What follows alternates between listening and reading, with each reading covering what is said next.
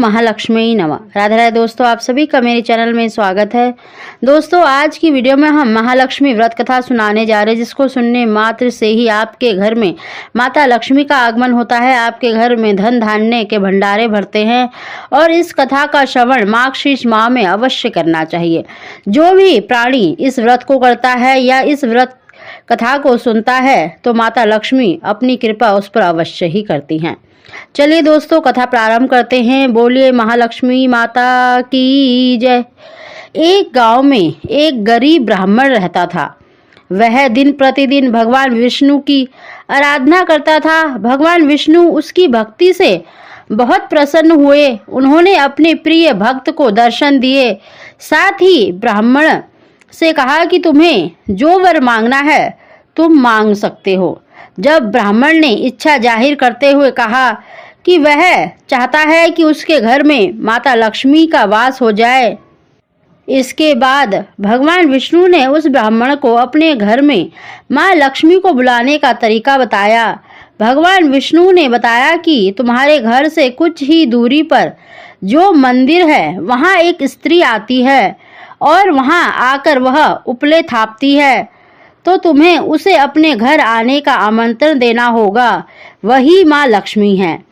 ब्राह्मण ने भगवान विष्णु के कहे अनुसार ही किया। ब्राह्मण ने उस स्त्री को अपने घर में आने का आमंत्रण दिया।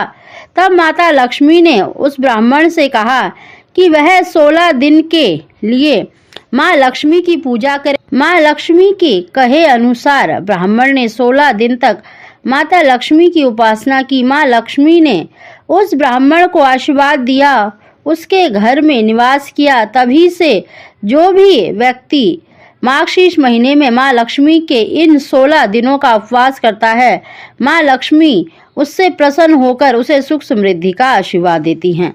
दोस्तों, माता लक्ष्मी की पूजा विधि इस प्रकार है।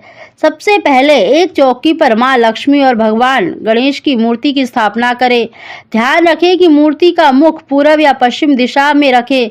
इसके बाद थोड़े से चावल डालकर लक्ष्मी जी के पास कलश की स्थापना करें।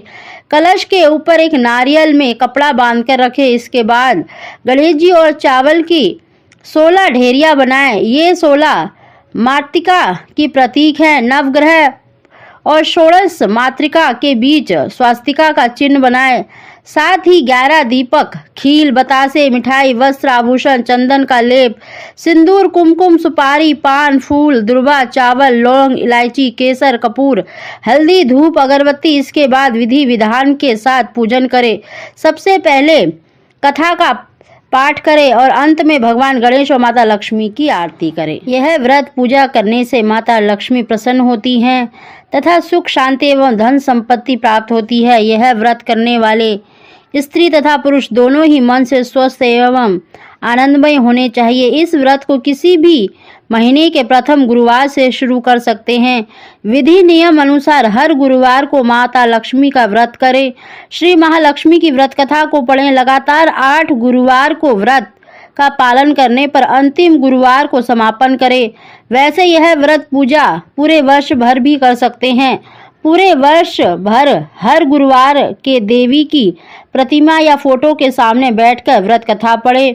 शेष गुरुवार के दिन 8 सुहागनों या कुंवारी कन्याओं को आमंत्रित कर उन्हें आसन पर बिठाकर श्री महालक्ष्मी स्वरूप समझकर हल्दी कुमकुम लगाए। पूजा की समाप्ति पर फल प्रसाद वितरण करें तथा इस कथा की एक प्रति उन्हें देकर नमस्कार करें।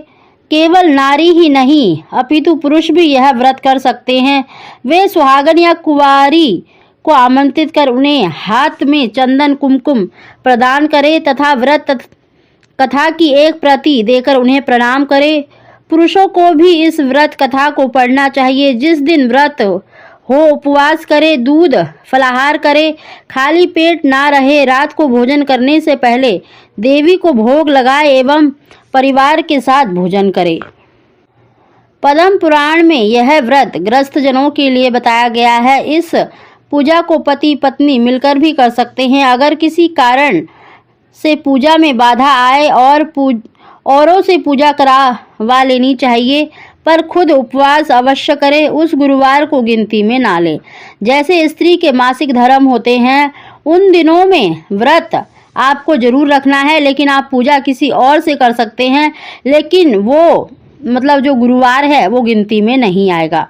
अगर किसी दूसरी पूजा का उपवास गुरुवार को आए तो भी यह पूजा की जा सकती है। दिन रात में कभी भी पूजा की जा सकती है। दिन में उपवास करें तथा रात्रि में पूजा के बाद भोजन कर ले।